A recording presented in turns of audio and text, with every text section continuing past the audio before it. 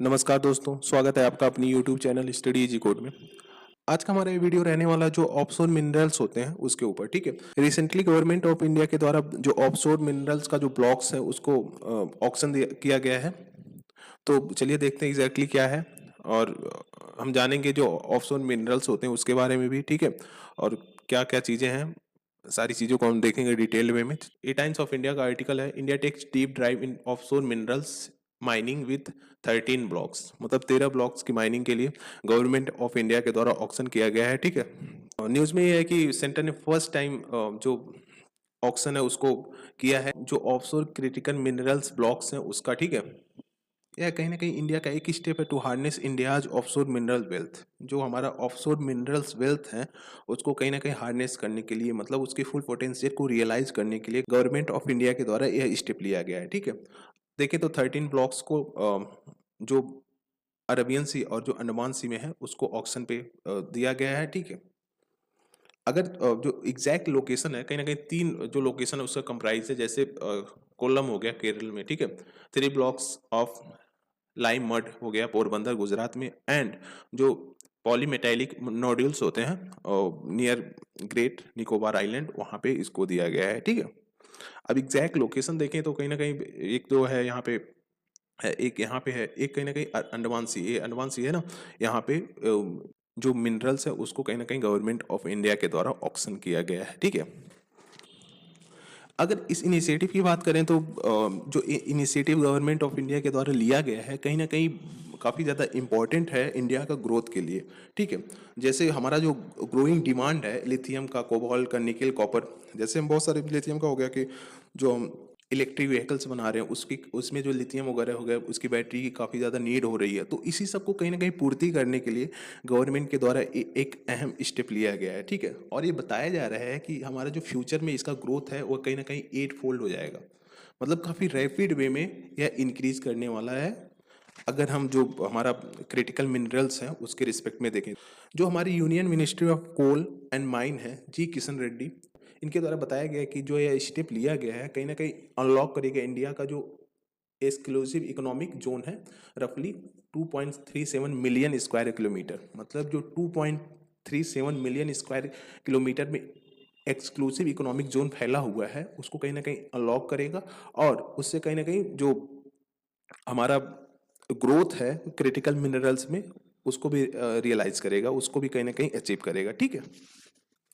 अब बात आता है ऑफशोर मिनरल्स की। ऑफशोर मिनरल्स हुए हैं that located within the earth crust and are difficult to extract compared to offshore onshore minerals। मतलब जो अर्थ क्रस्ट है उस पर डीपली कहीं ना कहीं लोकेटेड है, और उनको कहीं ना कहीं अगर उसको एक्सट्रैक्ट किया जा रहा है तो उसमें बहुत सारे प्रॉब्लम्स को फेस करना पड़ सकता है, डिफिकल्टीज को फेस करना पड़ सकता है, ठीक है।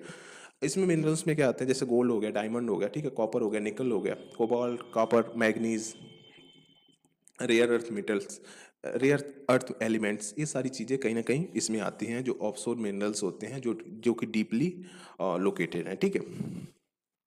अब इससे क्या होगा, अगर हम इस मिनरल्स को एक्सट्रैक्ट करते हैं ओशियन से या फिर ऑफशोर रीजन से, तो इससे क्या होगा कि हमारा जो डिपेंडेंसी है किसी अदर कंट्रीज पे, हाँ, जैसे रेयर अर्थ एलिमेंट्स के लिए हम डिपेंडेंट है चाइना पे, उसको कहीं ना कहीं सिग्निफिकेंट लेवल तक रिड्यूस कर देगा, ठीक है। और साथ ही साथ जो अवेलेबिलिटी है इन सब मिनरल्स की इंडिया में उसको भी कहीं ना कहीं इंक्रीज करेगा, ठीक है। और इस स्टेप के साथ कहीं ना कहीं इंडिया जो एंट्री है exploration and development of under sea mineral resources है within its offshore territories, मतलब जो ऑफशोर टेरिटरीज हैं वहाँ पे जो इंडिया एक्सट्रैक्ट करेगा उसमें कहीं ना कहीं एंट्री करेगा। जैसे अभी तक अगर देखें तो इंडिया कहीं ना कहीं ऑनशोर पे ज़्यादा फोकस करता था, ठीक है। ऑक्सपो ऑफशोर पे होता तो था बट उसमें बहुत ज़्यादा कम था। और इसके जो एक्सप्लोरेशन की बात करें तो जियोलॉजिकल सर्वे ऑफ इंडिया के द्वारा अभी इसका जो हमारा 100% है ऑफशोर रीजन, उसका बस 2% एक्सप्लोर किया जा चुका है, ठीक है। तो अभी 98% कहीं ना कहीं करना बाकी है, तो इसी वजह से कहीं ना कहीं जो इंडिया है वह ज़्यादा ऑफशोर रीजन पे फोकस नहीं कर पा रहा था। तो अब जो स्टेप लिया गया है गवर्नमेंट ऑफ इंडिया के द्वारा, इससे क्या होगा, जो हमारा जो ऑफशोर एक्सट्रैक्शन एंड मिनरल्स का उसे भी कहीं ना कहीं, उसमें भी कहीं ना कहीं जंप देखने को मिलेगा, ठीक है। अब देखते हैं एरिया कितना कवर्ड है, तो इसमें रफली है 2.37 मिलियन स्क्वायर किलोमीटर, ठीक है। और एक्सटेंडिंग 200 न्यूट्रिकल माइंस, जो 200 न्यूट्रिकल माइंस बताया नहीं था कि यहाँ से लगभग इतना इतना 370 किलोमीटर तक इतना एक्सटेंडेड है, ठीक है। जो बेस लाइन है टेरिटोरियल वाटर का, बेस लाइन यही होता है बेसिकली, यहाँ से लगभग 370.4 किलोमीटर तक एक्सटेंडेड है ये, ठीक है। और इसमें क्या क्या आते हैं, टेरिटोरियल वाटर आता है, ठीक है, कॉन्टिनेंटल सेल्स आते हैं, ठीक है, exclusive economic zones and other जो मैरीटाइम जोन्स होते हैं वो सारी चीज़ें इसमें आती हैं।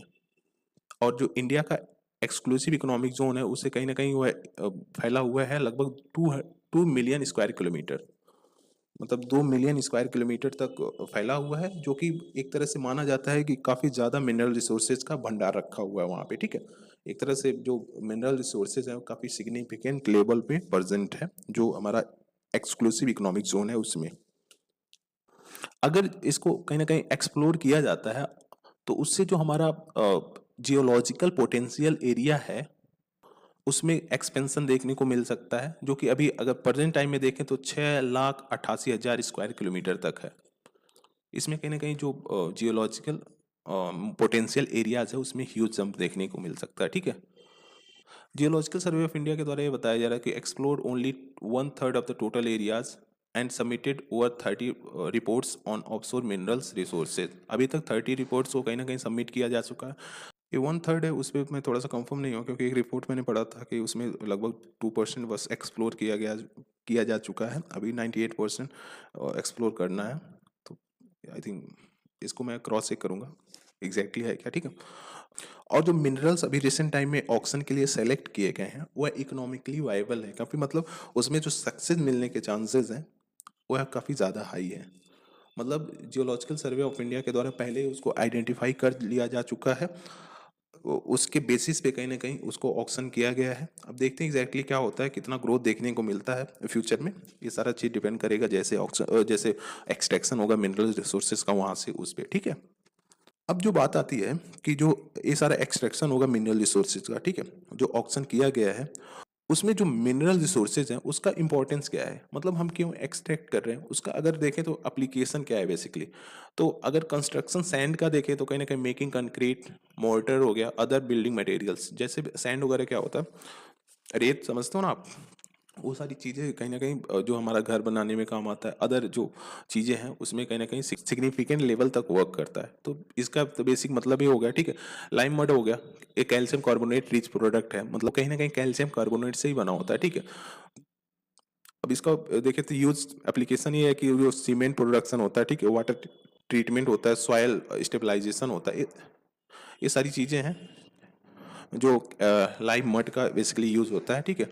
अब पॉलीमेटेलिक नोड्यूल्स, ये अगर क्रस्ट में देखें तो सिग्निफिकेंट लेवल तक प्रेजेंट है। इसे अगर एक्सट्रैक्ट किया जाता है तो हमारा जो कंट्री ग्रोथ है वह काफ़ी सिग्निफिकेंट लेवल पे बढ़ सकता है, स्पेशली जो एडवांस टेक्नोलॉजीज हैं, ठीक है, इंक्लूडिंग बैटरीज वगैरह, इलेक्ट्रॉनिक्स हो गया, रिन्यूएबल एनर्जी सिस्टम है, इसमें जो पॉली मेटेलिक नोड्यूल्स है काफ़ी हाई लेवल में वर्क करते हैं। तो इसकी वजह से इसका भी कहीं ना कहीं एक सिग्निफिकेंट रोल है इसमें, तो गवर्नमेंट के द्वारा इसको भी ऑक्शन में दिया गया है। तो आज के लिए इतना ही। Thank you for watching, please do like share and subscribe, thank you guys.